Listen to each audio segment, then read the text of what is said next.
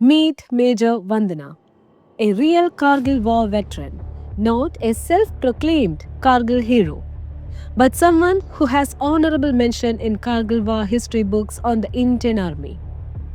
Indian Army documents say Major Vandana is perhaps the first lady officer to face enemy fire in actual operations.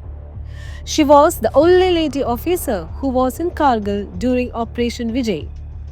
That's what Colonel Chiller was the CEO of the 3DOU says. Vanda Chingappa was assigned the task of quartermaster, and later on she was sent to the operational area ahead of Leh, that is Kargil, as per the task. The operational exposure as far as lady officers was concerned was only for Vandana Chingappa, which I wrote in the war report of Vijay. The war report earned by Vanda Chingappa was unique in the manner that she was the only lady officer in the active operations where she faced the enemy shelling and other war activities. The other people who claims that they are the only lady officer and were using their carbines and fighting the enemy in Kargil were actually stationed in Leh, which is 250 km away from Kargil. If they can claim that they fought a battle sitting in Leh, I can also claim that I am now inside Taj Mahal in Agra while I sit in Delhi. हम Indian army के only Kargil couple हैं. If you look at the official army records, Major Vandana, who was the then Captain Vandana, and her husband Captain Chingappa were together in the same unit and they were fighting the battle for India in Kargil.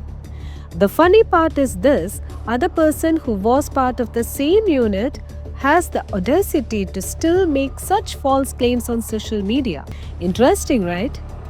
Then she narrates a story which Major Vandana narrated back in 2019 in TED Talks verbatim in a podcast in 2025.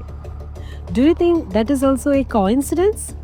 But the then colonel says Major Vandana is the only lady officer of the unit who was in active operations, and he wants others to not peddle lies on social media.